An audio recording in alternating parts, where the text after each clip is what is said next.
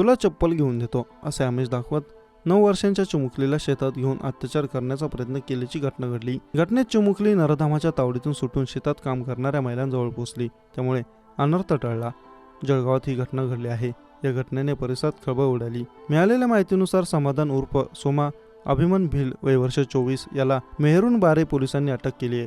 त्याला वैद्यकीय चाचणीसाठी जिल्हा रुग्णालयात आणलं होतं, परंतु पोलिसांना गुंगारा देत जिल्हा रुग्णालयातून पसार झाल्याची घटना गुरुवारी 4 जुलै रोजी दुपारी 4 वाजेच्या सुमारास घडली। पसार झालेला संशयित आला गांधी उद्यान परिसरातून सायंकाळी 5 वाजता अटक केली आहे। बहाळ तालुक्यातील खेडगाव बहाळ रस्त्यालगत असलेल्या शेतात 9 वर्षीय चिमुकलीला चप्पल घेऊन देण्याचे आमिष दाखवून समाधान उर्फ सोमा भिल हा घेऊन गेला होता।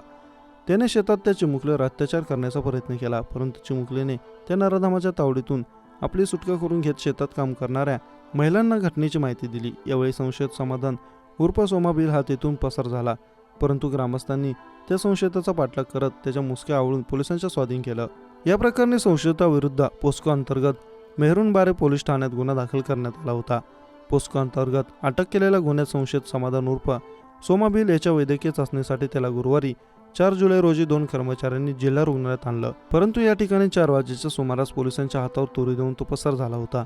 घटनेची माहिती पोलिसांकडून संशयिताचा शोध घेतला जात आहे। संशयित समाधान उर्फ सोमा भिल हा गांधी उद्यान परिसरात फिरत असल्याची माहिती स्थानिक गुन्हे शाखेतील Vijaysingh Patil, police head constable Sudhakar Ambhore, Kiran Chaudhari यांना मिळाली।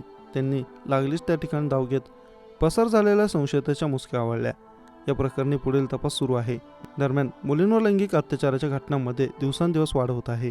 दररोज कुठे ना कुठे अशा पद्धतीने घटना घडत आहे।